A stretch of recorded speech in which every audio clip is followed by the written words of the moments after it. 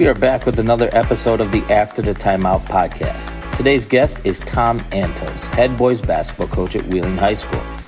We talked to Coach Antosz about holding exit meetings at the end of your season, hiring and maintaining your staff, developing yourself as a young coach, and much more. As always, thank you for listening to the After the Timeout podcast.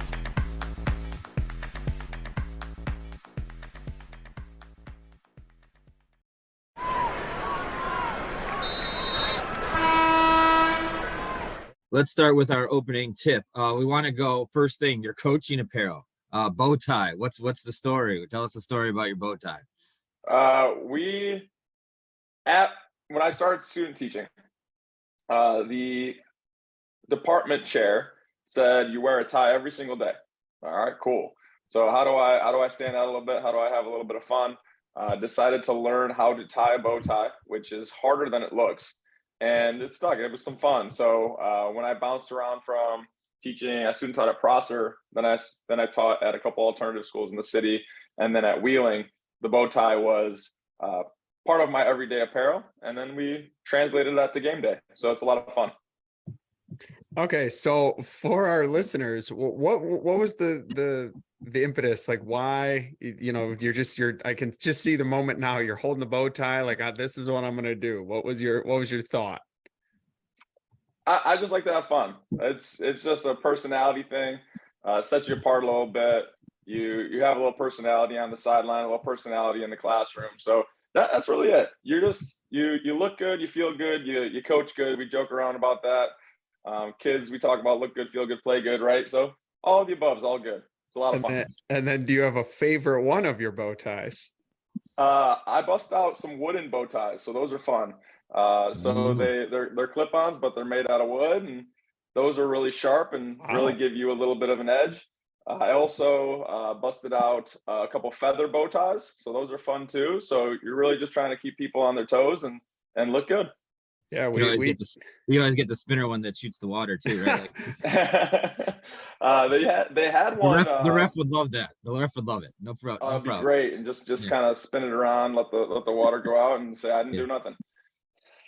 So before we get into it, Todd and I like to let our guests kind of just talk about their programs. I know we did a little bit of an off-air conversation, but maybe just kind of inform our listeners just a little bit about Wheeling basketball and what you guys are about. And, if you want to, highlight anything, just talk a little Wheeling basketball.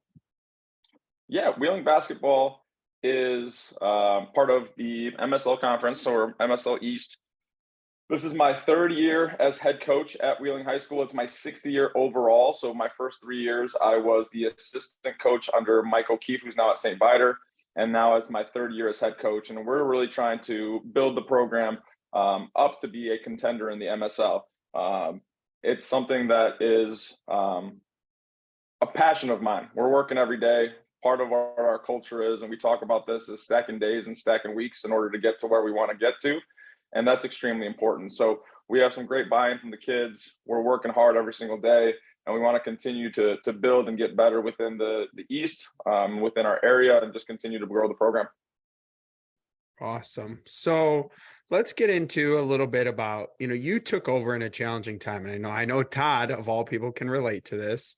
You took over during COVID as a head coach. So kind of take our listeners through just the challenges maybe you didn't even see coming.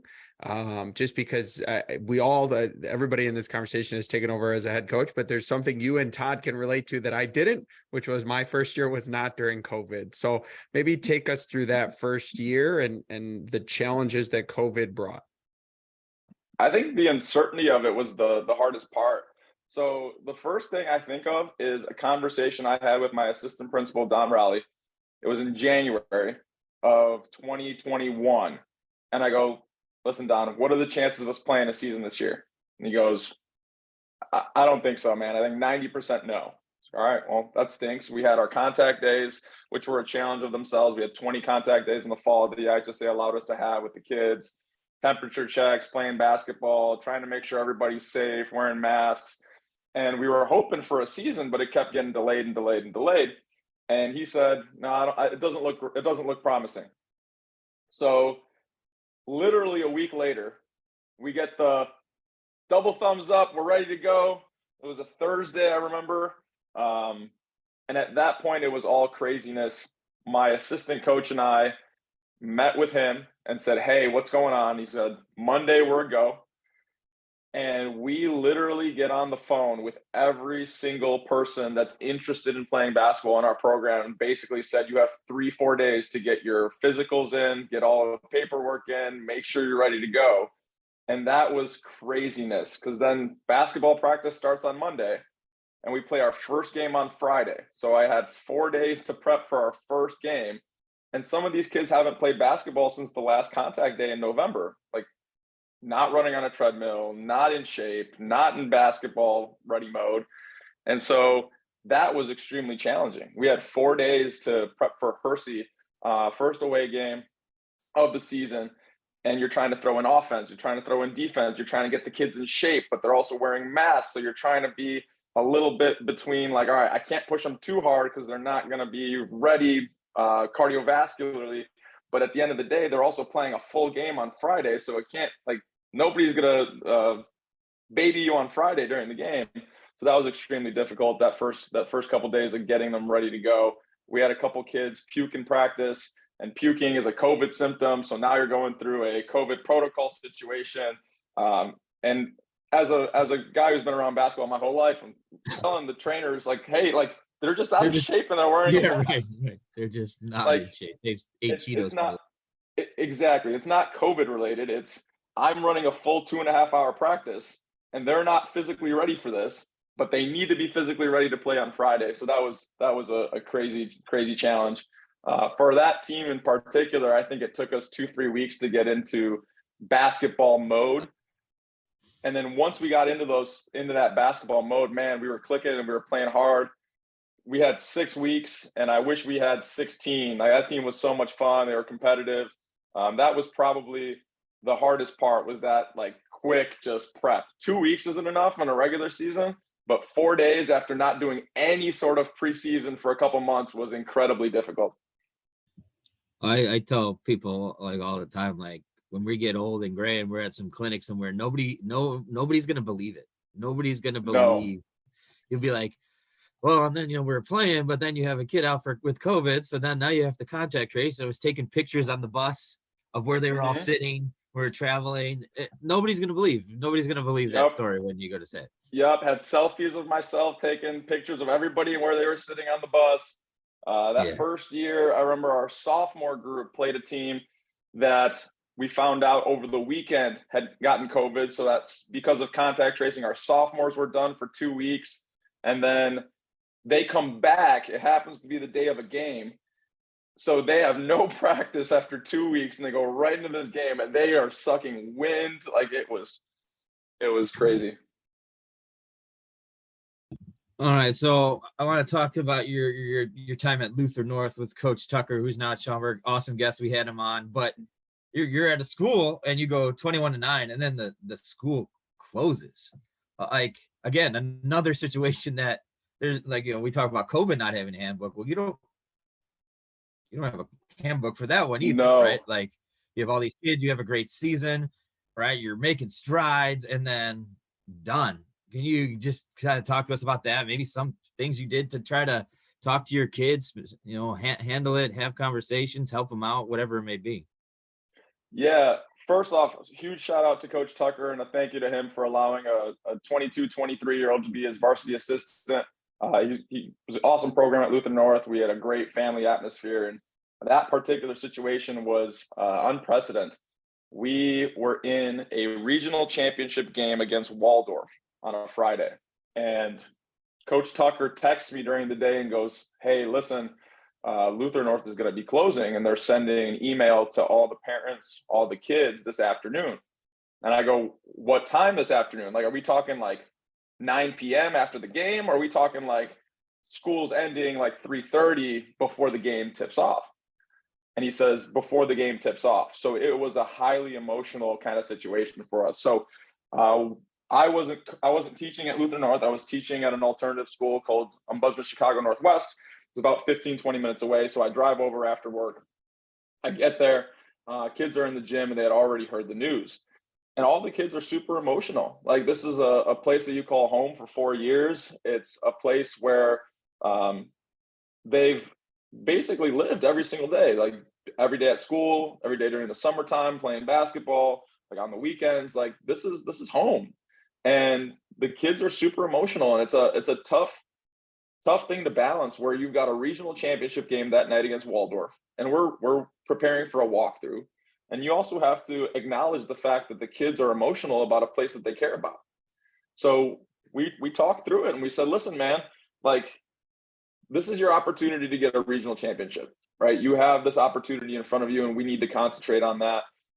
And the kids did a great job of coming together and fueling those emotions into a huge W for us that night.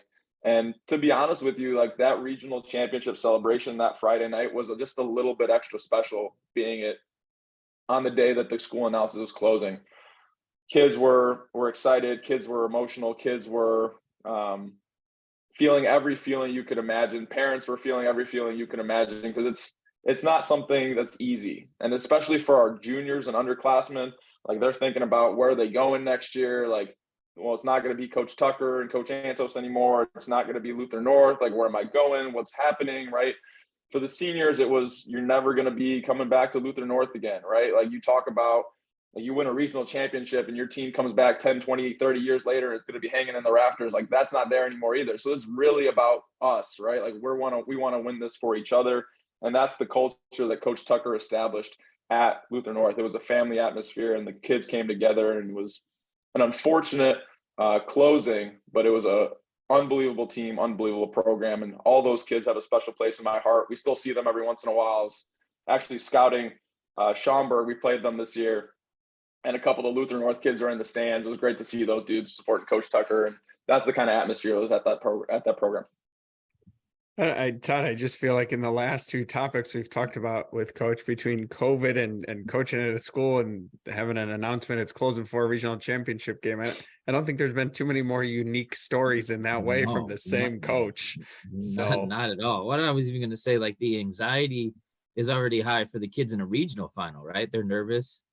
And then all of a sudden, especially for those underclassmen, like you said, like, well, where am I going next year? I don't have a place to, it just raised the level. So maybe some bad timing on the part of the announcement, right? Couldn't have waited till Monday or something like that. But yeah, we I mean, wish that would have happened. Yeah, for sure. But it is what it is. And the kids, Yep. All credit to the kids, right? They're the ones that have to play, right? I think it's way easier as a coach to compartmentalize, right? Especially being a coach that was out of building, right? I'm not there every day for 8 hours building relationships with the teachers and the administrators and staff. I'm there to coach basketball with my 40, 50 kids that are in the program. Those kids is way tougher to be able to say, all right, cool. Like, I know this is stinky situation, but we need to move on. We need to concentrate about what's in front of us and be where our feet are at. And credit to the kids. They did a great job. So we want to get into a little bit, and I kind of want to tweak this from what I sent, but a little bit about just maybe some lessons learned early on in AAU, but also in high school. We kind of talked about your 22-year-old assistant. Maybe what were some of those lessons you learned that first year, that second year, whether it was coaching AAU or high school, just as that young coach? What were some of those lessons you learned? Oh, this is a great question, because there's just so many different angles to it. Let's talk about it from a high school coaching perspective. So with Coach Tucker, I'm extremely grateful to have worked under him, because he allowed me a lot of freedom and he gave me a lot of responsibilities at a young age.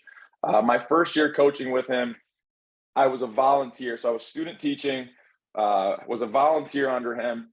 And I remember we're in our Christmas tournament, and he looks at me and he goes, "You've got the Brother Rice Scout tonight." It's like, all right, cool, let's do this thing. And it just like throws me right into it, right? It gives me a lot of responsibility and a lot of trust. I'm watching the Brother Rice film. I'm preparing the scouting report. I'm preparing the walkthrough. And he really allowed me at a young age to really have my thumbprint on the program and be involved in the everyday aspects of it, which is awesome. It made me learn, made me look at basketball more critically, from playing to coaching, right? There's two different lenses there. And it gave me the opportunity to get right into it. So I'm extremely indebted to him. From an everyday practice perspective, right? Coach allowed me to stop practice where I saw it and just point things out. So he gave me the freedom to be involved as much as I wanted to and point things out where I saw them. And that really allowed me to work on communication. I think that's probably, as a coach, your number one skill. How do you communicate effectively in the limited time you have, right? It's stop, communicate, get back to it. Or it's pull a kid off to the side, talk to them, right? It's change your approach because the way you're communicating is not working. So how else do you communicate with those kids to make them understand what's happening? And from an AAU perspective, right? So changing the lens, like that's even harder because you're only having 2 practices a week and then it's game, game, game. So how you're communicating with those kids is extremely important because the efficiency of it is needed. And a high school season, like 5 days of practice, like I joke with my kids, like you give me a week to prepare for a team, like you guys are going to be prepared because that's 5-6 days of practice. But if you're an AAU program, like you have 2 practices and you've got games multiple times, like how do you communicate with your guys to make adjustments, not only from practice to practice, but from minute to minute? And that communication is super important. Being able to get everybody on the same page quickly and highly at a high level is extremely important. And then making adjustments. So that's something that both with Coach Tuck at an early age and in the AAU program, like making adjustments and learning how to make adjustments is so vital in coaching. I remember Coach Tucker being the first one to really say, listen, like throwing a junk defense in every once in a while changes the game. Like box and 1, triangle and 2. Like sometimes that just for 5 possessions might just change the outcome, right? Switching defenses, going from full court pressure in a zone to full court pressure in a man, right? Switching from full court pressure to half court pressure, showing a zone defense for a quick minute, right? How are we switching on our ball screen coverages? How are we switching on our off screen coverages? Like, are we going to switch everything? Are we chasing? How are we going to face guard somebody, right? Those little adjustments, a lot of times are the difference between winning and losing a basketball game. And learning that at a young age is really important. And then lastly, I think both in high school and AAU, prioritizing what you need to do in practice, right? If you've got 2 hours, what are you trying to do in those 2 hours? What is the most important thing? What is the second most important thing? How are you going to communicate that with the kids? How are you going to execute it? And then being able to make a comprehensive plan where you're getting everything you need to do. I think that was a little bit more long-winded than you wanted, but No, that was perfect. So I wanna follow up and we can get a little basketball-y on one of your things. So you're talking to the right people when you're talking about junk defenses and zones and changing defenses and doing different stuff, right? We talk about all kinds of borderline crazy stuff all the time when we have conversations. Can we do this? Can we do that? But how do you make sure when you're doing that, you know, it's not something you're just doing to do and it's quality, right? You talked about budgeting that practice time too, right? Working on it. And, you know, it's probably, if you don't use it frequently, it's not going to be great, right? But making it good to above average to where it's effective and not just something you throw out there and it doesn't really work. How do you go about incorporating that along with your main stuff that you do every day? I think it's about how you communicate it to your players. As a coach, right, you'll scout teams and you'll say, hey, like this coach will throw a 2-3 zone in for 2 or 3 possessions just as a change of pace, but it's not very good, right? And I never want to be that guy. For us, we communicate with our kids, like when we're changing defenses and we're putting something in, we're doing it because we want to get an advantage for our basketball team, right? So that buy-in is super important. So whether we're going box and 1 or triangle and 2, it's not because I don't think you guys can guard. It's because we think this is the best strategy for us to win, right? And there's a difference in the approach you give the kids there, right? It's not because this is our only option. It's because we think that based on our personnel and based on how we can guard them and based on what they do, this is the best option for us to win. And when the kids understand that, I think that's great. Right. That's something that over the course of our 3 years, my 3 years as head coach at Wheeling, the kids have really enjoyed every year. And their feedback to us is we love the switching defenses. We love that one game we're going to box and 1 a kid. We love that another game, like we'll throw out a 2-2-1 full court press and we won't trap. And we're just trying to get it out of the point guard's hands. And we'll talk about how we'll switch how we're covering off ball screens based on personnel.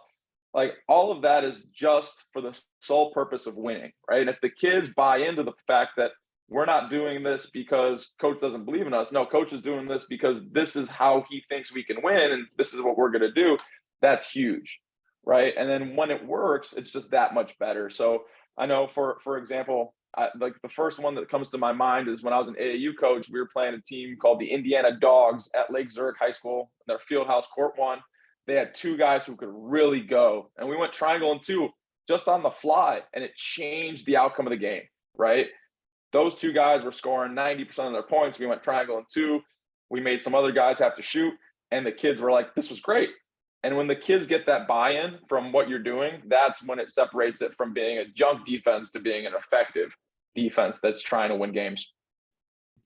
Well, and I've always looked at it too as like, okay, you're showing, especially at the high school level, right? You're showing you're going to do those things, right? Well, now the other team also has to prepare for it, right? They have to take time away from something else that might be important that day to say, because we all know how coaches are. You see something, you're like, oh, well, they might do this, so how are we going to get ready for it? We did that when I was at Benedictine this year with like a little 1-3-1 look, right? Not a lot of teams have many sets for 1-3-1, right? So 1-3-1 into a 2-3, and it causes teams problems because there's only so much more they can do. So yeah, I'm totally with you on that. Wanted to move on. Also, Oh, go ahead. Sorry. I was also going to say, in your back pocket as a head coach, it's also multiple things that you can figure out what works, right? If you only have a man defense in and you're getting killed in man, well, if you don't have anything to switch to, then you don't have a plan B. For me, a lot of times, like we'll talk, like my Lake Zurich game, we played Lake Zurich this year at Lake Zurich, and early in the game we switched to a 2-3, and we realized this was our best defense, and we went with it. Like it wasn't my intention going into the game playing 2-3. We had prepared to play man. We had prepared to go 2-2-1 full court into man, and 2-3 ended up being our best defense. And it was a great game. We lost by a couple points, but that defense was our best defense on that particular night, and it works out that way sometimes.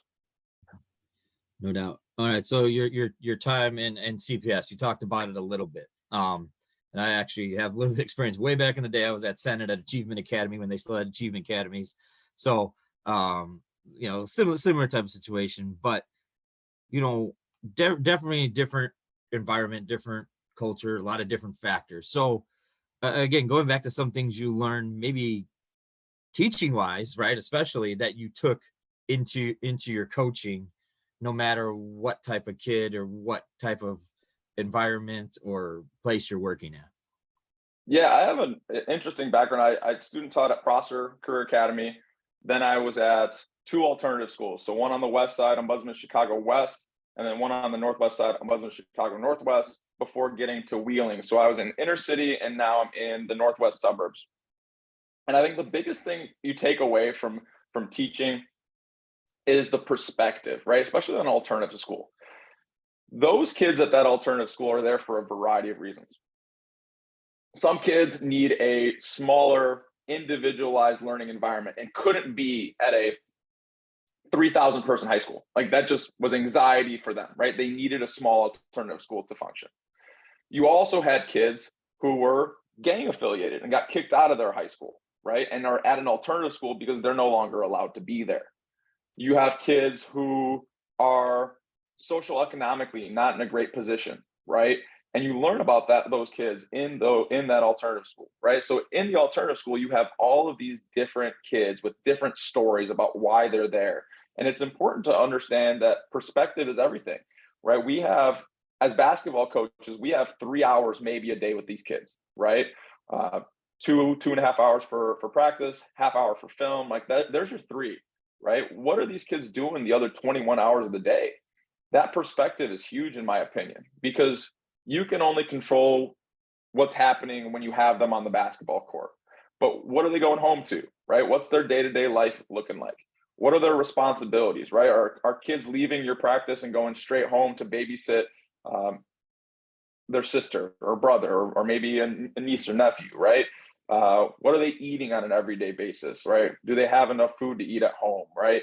What's their sleeping schedule like? How many people are living there, right? So perspective is everything. So when a kid comes in tired, or when a kid comes in late, or when something's going on at home, right? Or maybe they're just having a bad day at practice. It might not be anything to do with what's going on with basketball. It might be everything that's going on the other 21 hours of the day that you might not know about.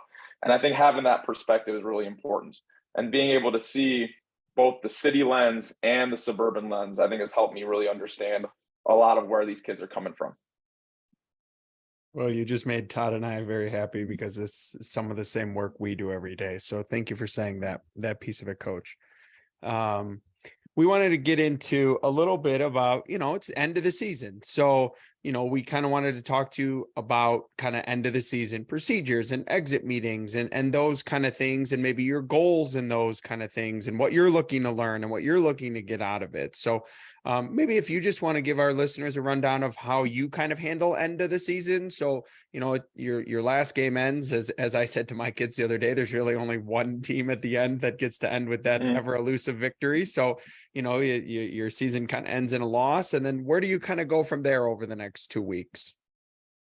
Yeah. So for us, we go right into our team meeting the next day. So we just lost this past week on Wednesday to Fremd. And Thursday, we had our end of year team meeting. I want to do it right away because I want their ideas fresh in their heads. I also have a lot of multi-sport athletes who are going to be starting spring sports here coming up. Most of my starting five actually plays baseball, and they're starting Monday.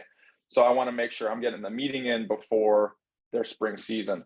At our meeting on Thursday, whole team's there, and I want feedback from what they're seeing. So I talk to our kids all the time about how this is a players program. And at the end of the day, I'll control my 5%. I'm going to practice plan. I'm going to scout. I'm going to make sure that we're putting you guys in positions to succeed. But at the end of the day, players play, players shoot, players rebound, players defend. So what are you guys seeing out there? And what are you guys thinking about our program?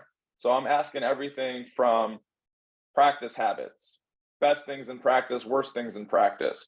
Offense, what's good offensively that we're doing? What's bad offensively? What's something that we need to work on? Defense, what did you guys enjoy? What did we need to change? How do we improve? Coaching staff, what is great about our coaching staff? What needs to change? Me, what am I doing well?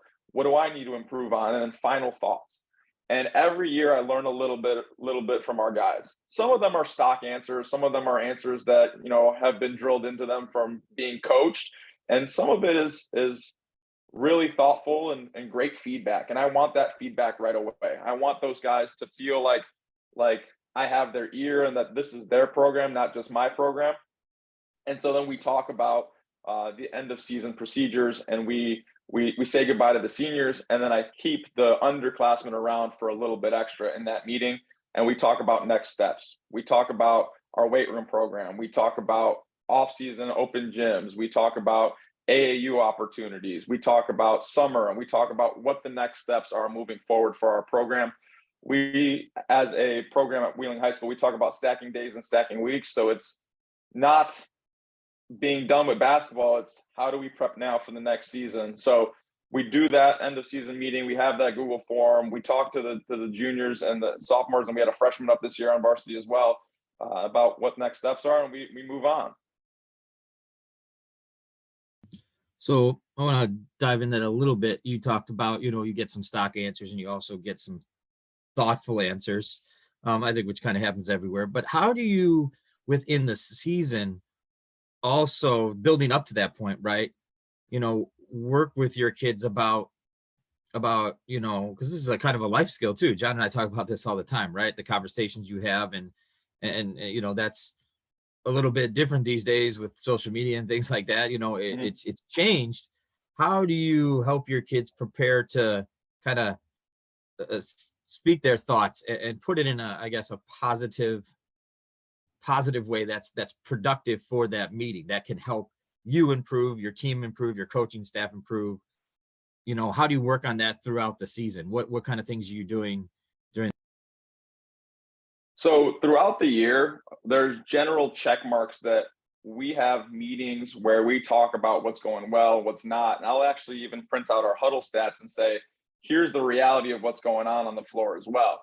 So the first time that we do that is after Thanksgiving. So that's about a month into the season. we'll have a team meeting and we'll say, all right, what's going well? How are practices going? Did Thanksgiving go the way we wanted Thanksgiving to go? Here's our statistics at Thanksgiving. Like, what adjustments do we need to make? And we open the floor up for what the kids are seeing and what they're talking about. And the fact that I give them statistics and we talk about the statistics, I feel it's very, what's the word I'm looking for? It's very transparent, right? There's no hiding the statistics. Like, if we're playing well offensively and the statistics back it up, great. If we're winning games, but we're not playing well offensively, all right, so that's great, right? How do we change that? And those are conversations we have with the kids. We'll do it again after winter break. So after our holiday tournament, we host the Wheeling Hardwood Classic. So after the Wheeling Hardwood Classic, we'll sit down again and we'll say, all right, here's where we're at. Here's where we were at Thanksgiving. Here's where we are after the Wheeling Hardwood Classic. What are we getting better at? What do we need to tweak? What are you guys seeing? How do we need to do things? And we'll do it again after right about the end of January. We'll talk with them again and say, all right, so this is going to be our final push now, right? Playoffs are around the corner, end of the season. We need to be playing our best basketball. What are you guys seeing? So having those continual conversations as a group. And then I try to have individual conversations with our kids and specifically our captains almost every day about how things are going.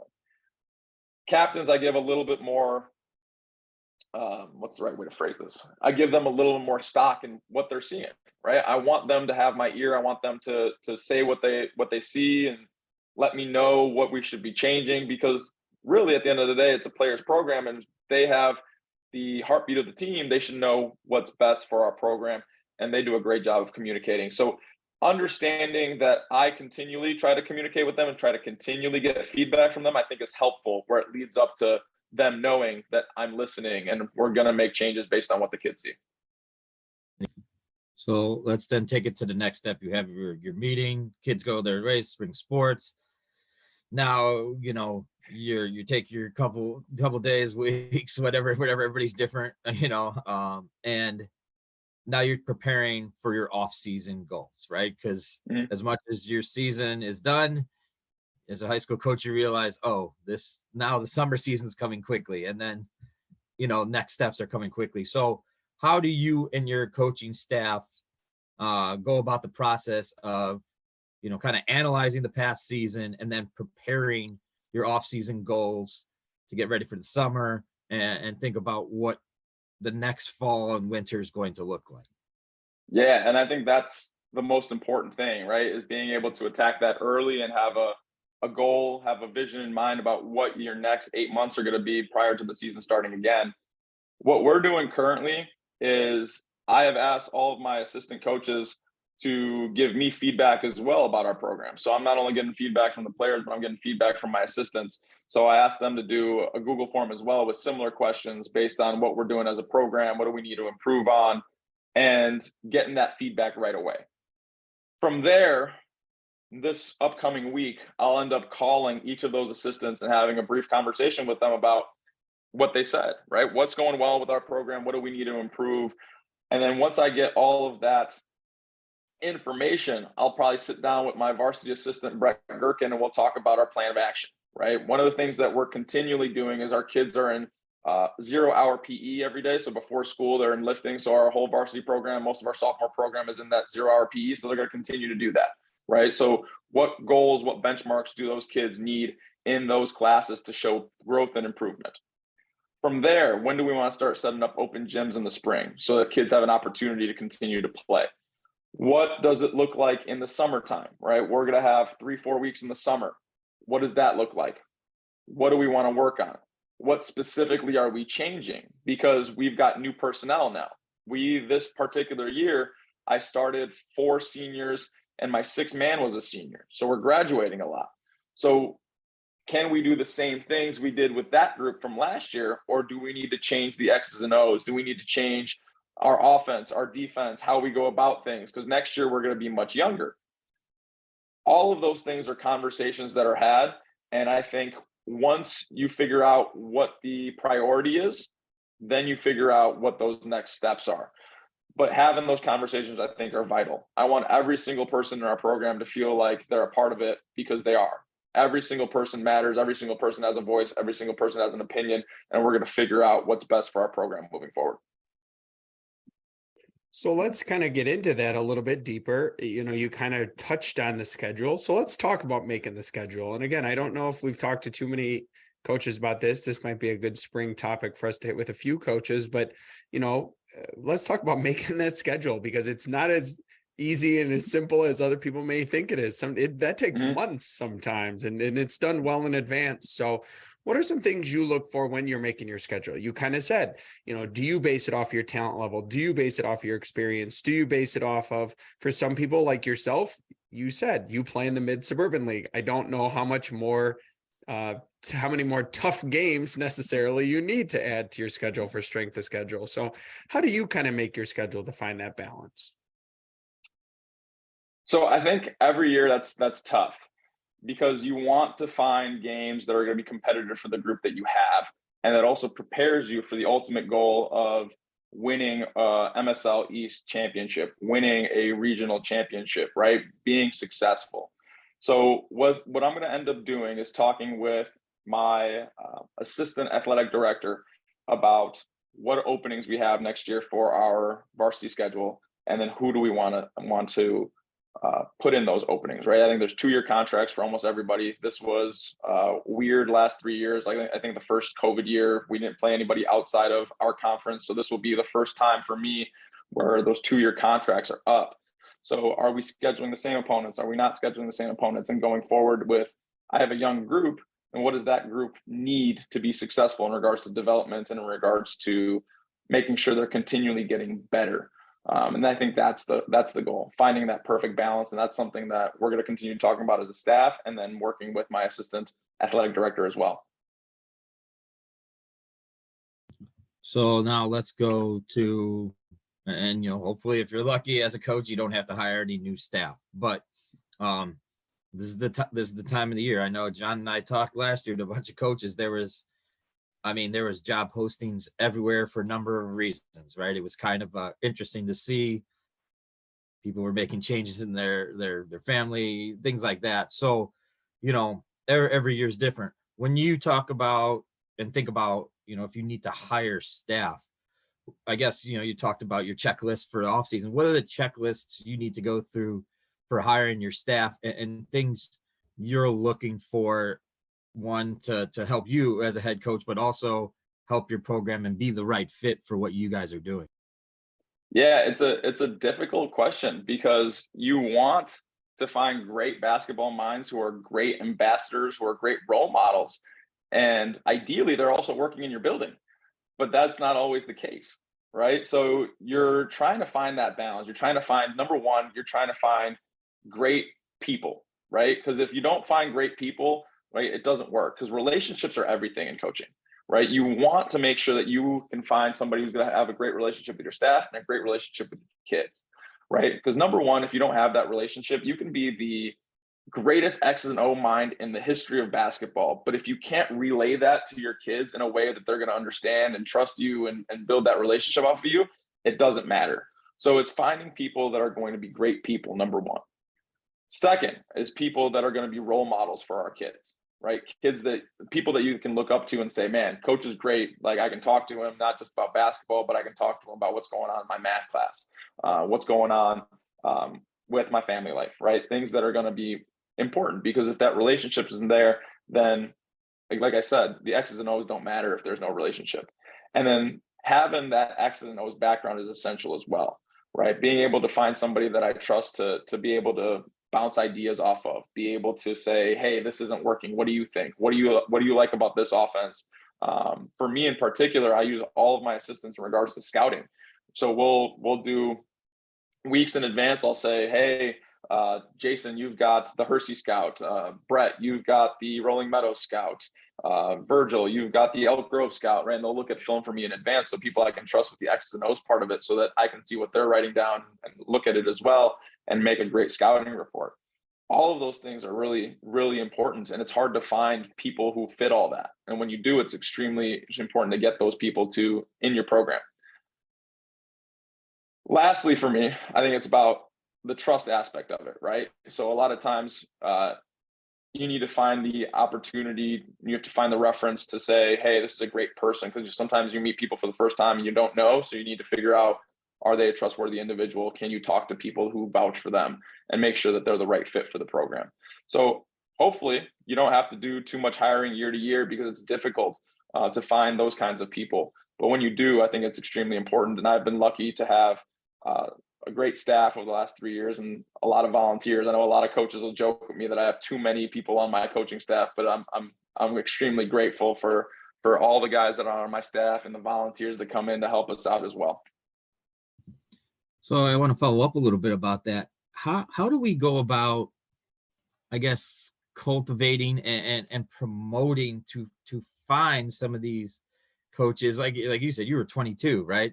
When you got your first shot. So some of these, younger coaches and coaches who may be kind of on that fringe of thinking about it, to give them an opportunity to experience that, and they're really good coaches, but have that chance to find a program for them. How do we go about promoting that more, finding them, encouraging them to look for these positions? Yeah, I mean, it's about finding the right fit, finding the culture where it allows you to have a voice. Because I know there's a lot of people who want to control every aspect of the program and don't give their assistants as much a say.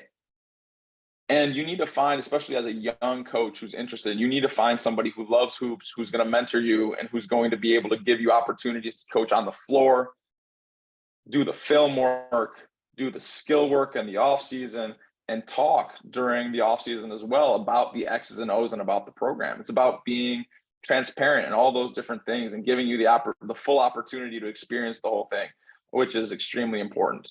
You need, and I'll say this, overall, all of that, right? You need to find somebody who loves hoops, because if you don't love hoops, it's hard to do this year round if you don't love what you're doing.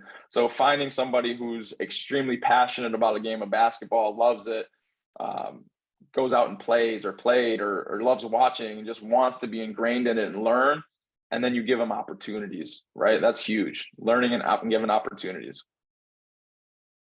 So just to get in before we head to our last two segments, this is a very Todd type topic, but Todd will ask our guests all the time. There is so much X's and O's stuff out there. I mean, Twitter is a great tool, but it's also sometimes maybe a little bit of a detriment to coaches, because there are hundreds of thousands of sets and blobs and slobs and all these different things out there. So for you personally, when you go through stuff in the off season and you think about, my personnel may change from this to this, how do you kind of decide that balance of, this is what we are, this is what we do, versus this is my personnel, this is how I want to tweak it, while saying I'm going to keep this, but add this, etc.? How do you go through that X's and O's kind of deluge of things? Yeah, absolutely. I think first and foremost, it's about putting your players in a position to succeed.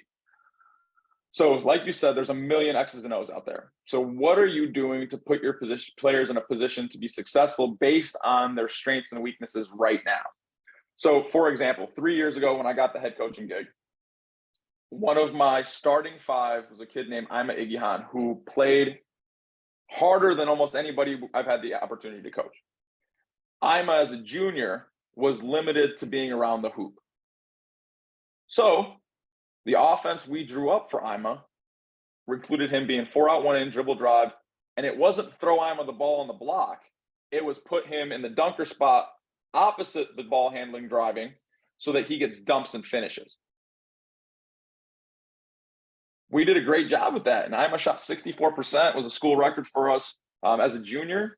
That's being effective.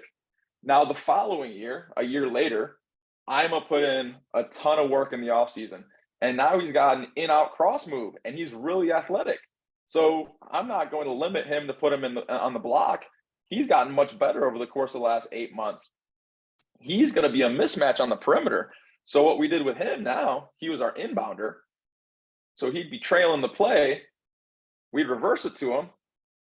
We'd make a cut. We'd open up a double gap, and we let him attack the opposing team's center when he's the best athlete on the floor. So year to year, you have to understand what your strengths and weaknesses are of your players and tweak appropriately. Like, it's not a one size fits all approach. And that's got to be an important thing, especially for me as a coach, to do year to year, right? My first year at Wheeling, we were super long and athletic. I was 6'7" wing, Jaden Terrell, 6'3" center, Joe Jordan. Ima was a 6'3" junior forward. We had another 6 foot guard who's a freak athlete who's running track and field at Illinois State, Solomon Hudson. And we had another guard, Elijah Hutchinson, 6'2", just super athletic guard. And we went 1-3-1 with that lineup. We were long and athletic.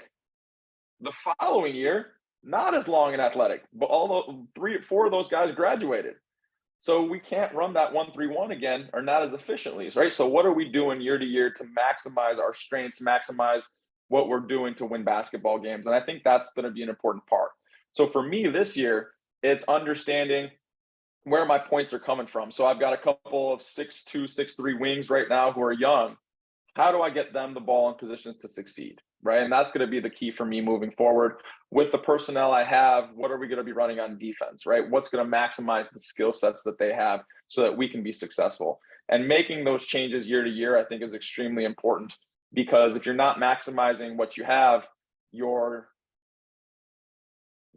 not fulfilling your potential. So as we move into our last 2 segments here, first one's 30-second timeout. Your chance to talk about anything you want to talk about. Could be your program, something that's important to you, something you want our listeners to know more about. Basically, any topic you want. We're not throwing up the timer. You can take a minute, you can take 2 minutes, as long as you want to talk about something that's important to you or something that's on your mind. The new trend also seems to be people asking us questions, which sometimes throws Todd and I off, which is also hilarious. When you guys sent this to me as the topics, I think the first thing I thought about is our program culture. So on social media, you'll see us end a lot of our social media posts with #Ubuntu. We also break down every huddle with Ubuntu. And it's a program culture thing where it's an African proverb that means I am because we are. So it's this idea that you as a person are influenced by everybody else in your life. So whether that's a coach player relationship, right? Like, hopefully as a coach, I have a relationship with you where we can build upon your skills and get you to move forward as a basketball player. As a team, we talk about how as a group, you are only as good as the other guys on the team, right? So that might mean if our best shooter needs to get open, you need to set a great screen, right? If you don't set a great screen, he can't get open to get that shot. We talk about how if you're not engaged on the bench, right, you're not bringing that energy, right? You're actually letting our team down, because energy is a huge part of the game. As a staff, we talk about how we're going to continue to work with one another to make sure that we're the best prepared team on the floor every night, right? We work hard to make sure our scouting reports are ready, our practice plans are great, and our kids are in the best position to succeed. Everybody works together to ultimately have this team atmosphere, this program of Ubuntu. And it's something that we talk about a lot, and it's something that we're trying to build culture-wise at Wheeling High School.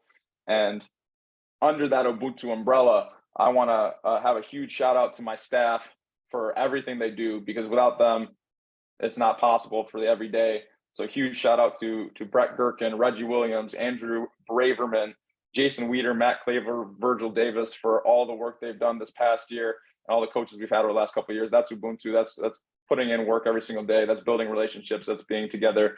That's building off one another. And I want to appreciate you guys letting me have the 30-second timeout to talk about our culture and talk about Ubuntu.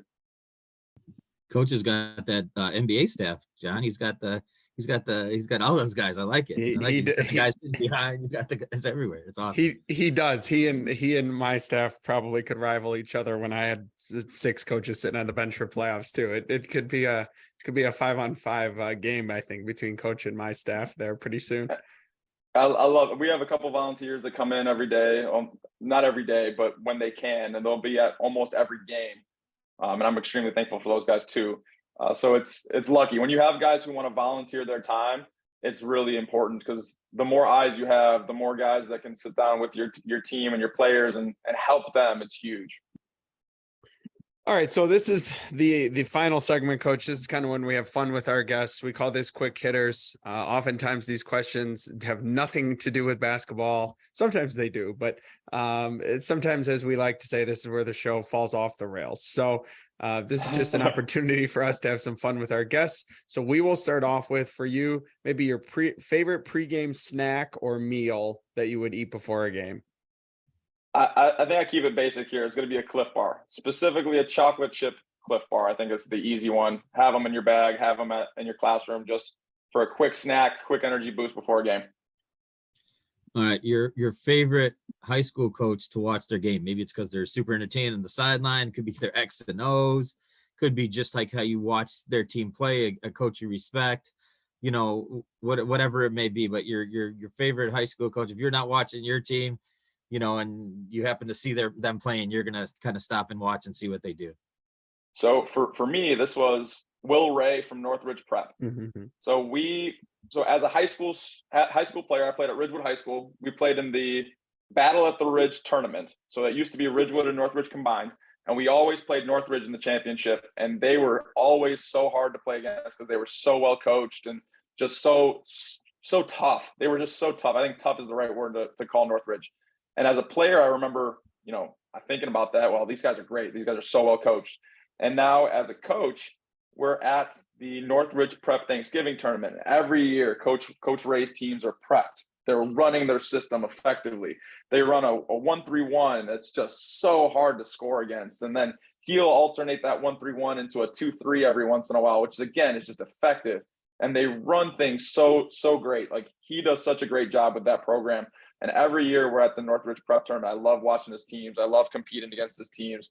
And he and that program does such a great job. And I know they just won a regional championship on a steal buzzer beater overtime win. So congratulations to them.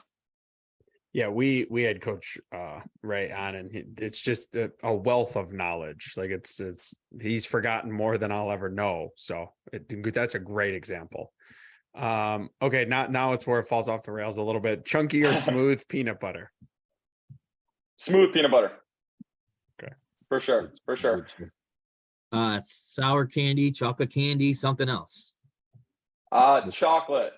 I joke with my wife all the time. She has these little jars of candy in the kitchen. And if there's chocolate in there, it's not going to last very long. She doesn't understand how I can't control myself. And I basically tell her if it's there, I'm going to eat it. So it's not a great thing for me with chocolates in the candy jars. If it's like some sort of like hard candy or something like that, it'll stay there. But if there's little chocolates in there, like this past Christmas, she had those lit chocolates. You guys know what I'm talking about? Yeah. Those were in there. They're gone in like 2 days tops. Like every time I walk by the kitchen, I'm grabbing two. Like, it's not good.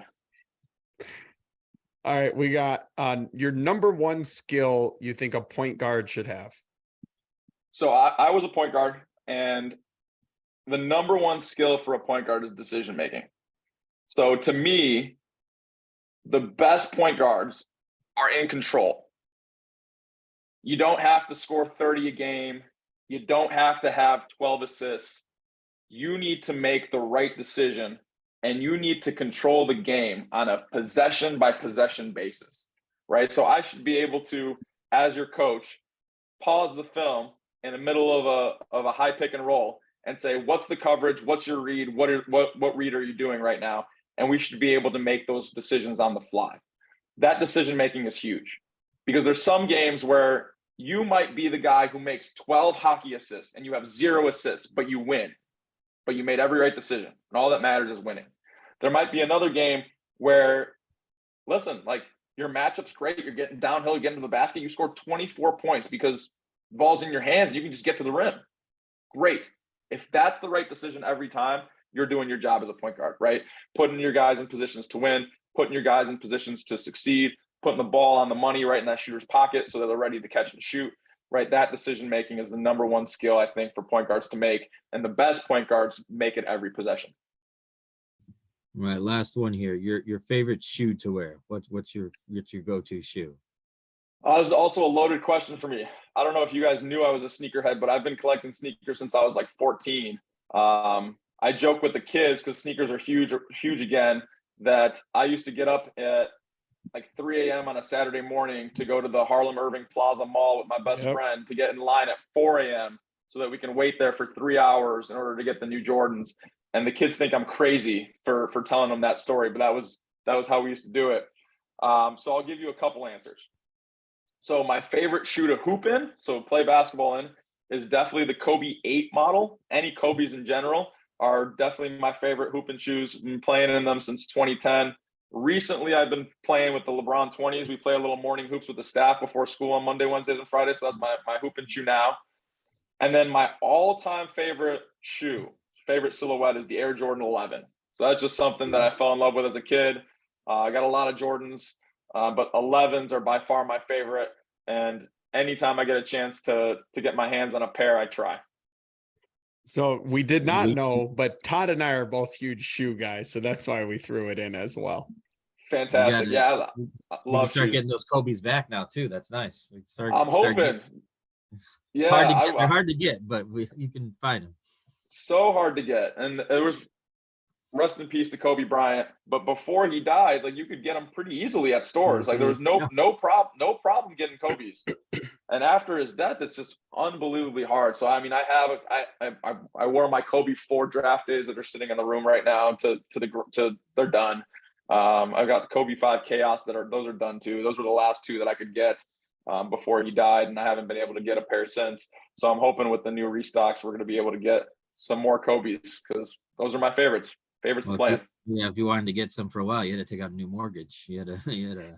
Yeah, and I'm not willing to do that. I mean, I was at the point where I was having my wife try to get raffles for me too. So it was like, I don't know, it's probably like between me and her, we're like 0 for 100 after for a while they're trying to get Kobe's. But those are great basketball shoes, and a great player, obviously.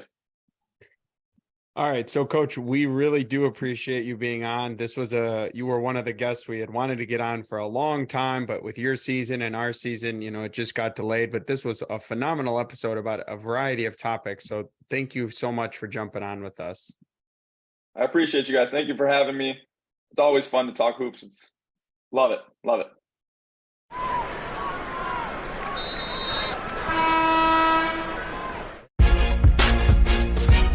Thank you for listening to another episode of the After the Timeout podcast in concert with the Illinois Basketball Coaches Association.